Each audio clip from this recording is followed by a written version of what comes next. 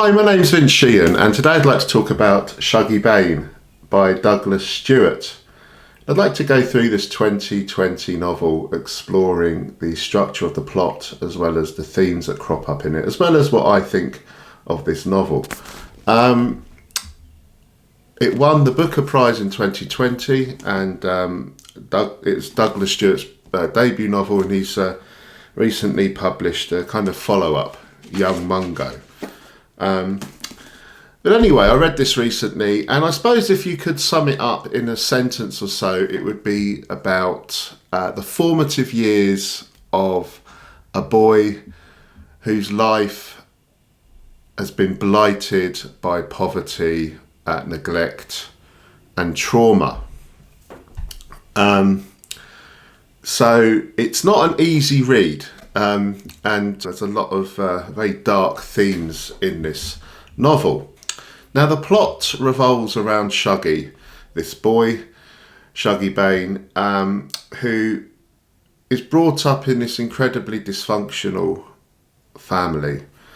He has a half brother and a half sister. He has a dad who is violent and deeply unpleasant, and a mum who he adores, and she's very beautiful. Her name's Agnes, and the heart of the novel really is the relationship between Shuggy and his mum. Now she is in the grip of alcoholism. She can't look after him properly. In fact, Shuggy is looking after her most of the time.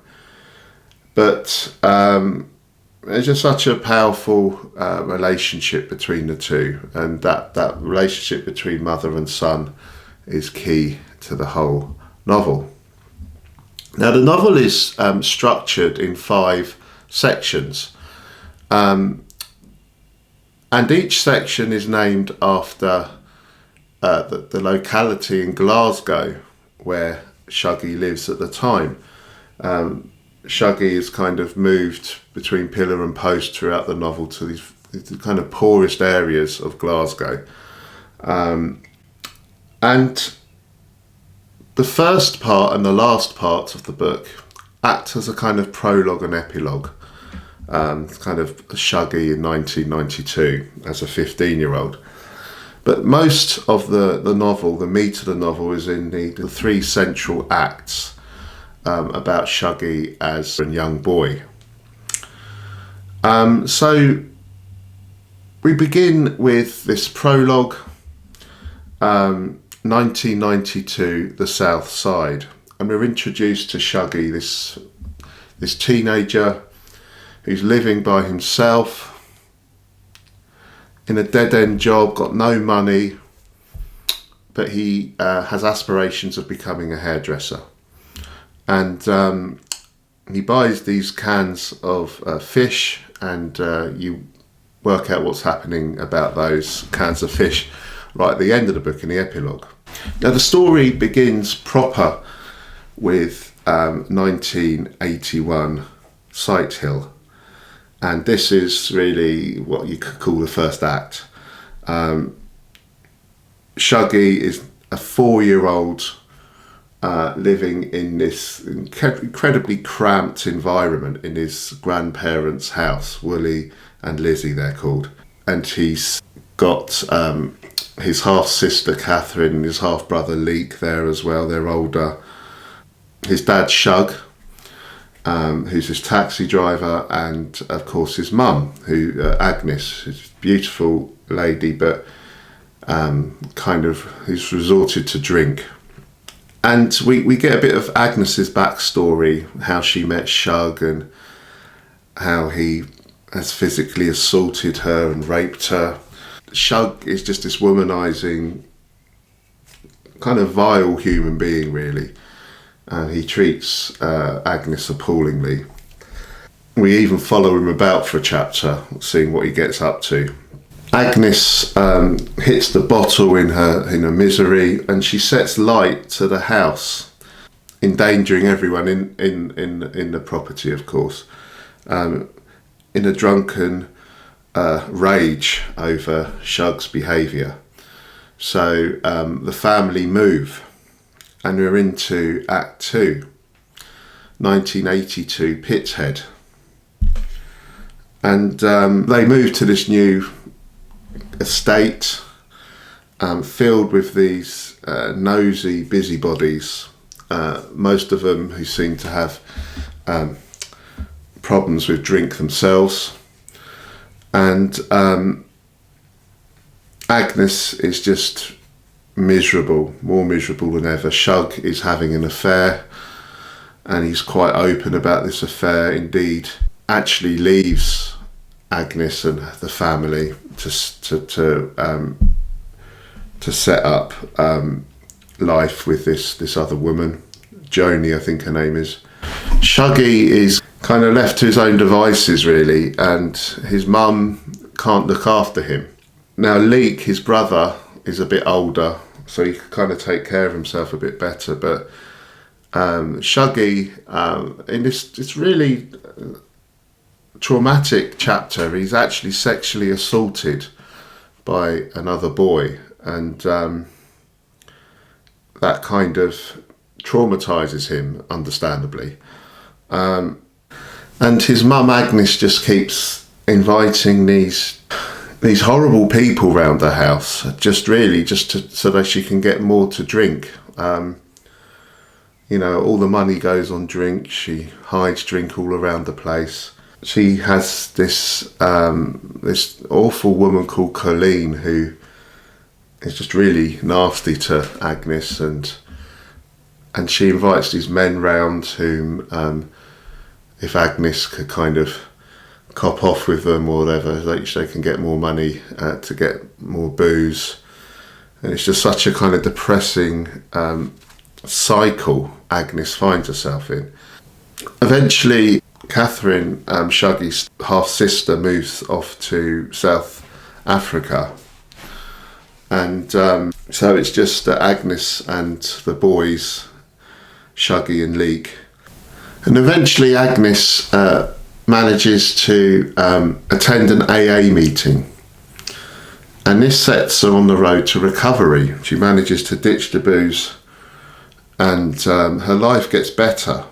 And she meets this guy called Eugene, another taxi driver.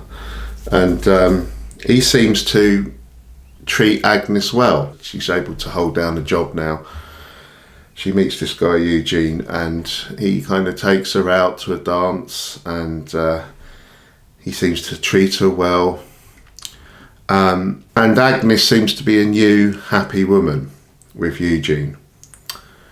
However, things go wrong when she has a party at her place to celebrate her 1 year of sobriety with the other people in the group. And Eugene kind of freaks out about this. He just doesn't understand alcoholism, and he sees all these other people in her group as kind of real losers, and he kind of goes off Agnes a bit.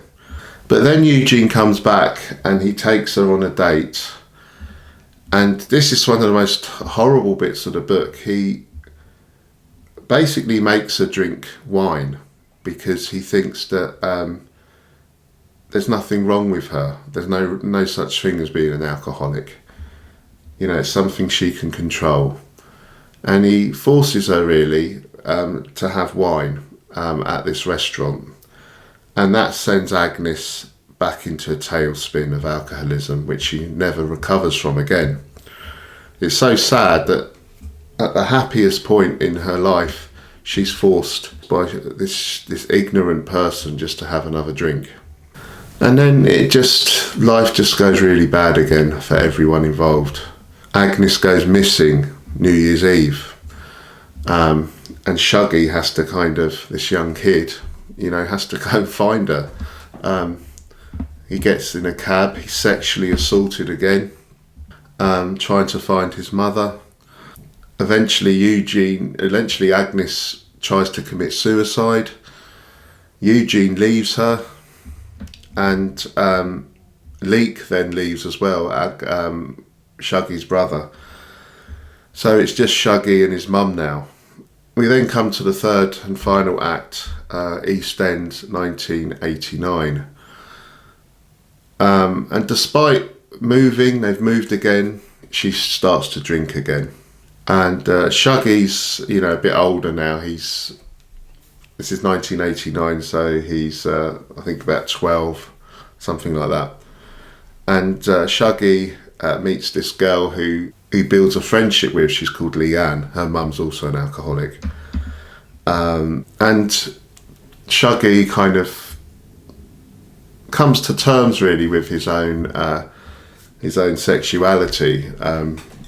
He's never been like the other boys, and he kind of finally accepts that he's gay. Then Shuggy falls out with his mum. She's like really unreasonable in her alcoholism, and she treats Shuggy really badly, and Shuggy is basically forced out of the place, and he makes his way to Leek, his brother's place. Leek has always been warning Shuggy about what will happen. And they fear the worst for Agnes, and indeed Agnes finally dies as Shuggy takes care of her. And then in this epilogue we're back to 1992, and Shuggy meets up with Leanne, and Shuggy and Leanne give these cans of fish to Leanne's mother, who is now homeless on the streets. And that's Shuggie Bain. Now, the novel is a tough read, but Douglas Stuart writes magnificently. The quality of the prose is truly excellent. He writes in such an elegant, powerful way. This is really top quality writing. And the subject matter's grim, but you are struck. Ultimately, love is at the heart of this book, the love Shuggy has for his mother, Agnes. And that's very moving. And you are left thinking that this boy can surely make something of his life after everything he's been through. I mean, there's just so much trauma in this book. The trauma of being assaulted sexually. Not only Shuggy himself, but his mother as well. She's been molested left, right and centre. There's this desperate poverty as well throughout the book. Neglect. Shuggy is just left to his own devices. There's this terrific chapter where Shuggy and Leek are playing on this slag heap, and Shuggy almost dies. But it just kind of brings home the kind of the riskiness and the danger these kids are in a very kind of physical way. But of course that danger is just runs throughout the book. Despite all the misery, you are left with admiration of Shuggie Bain's spirit. You really believe that this kid could overcome anything, and that all this trauma, all this bad stuff that's happened to him, you feel confident that he could perhaps somehow use it to build his life and to rise above it. A kind of triumph for the human will. There's a lot also about being the outsider. Shuggy is gay. He loves dancing. He's mocked mercilessly by the other kids on the estates. But he is somebody who is himself. And it's kind of being true to oneself, even if you are an outsider, is definitely one of the themes in the book.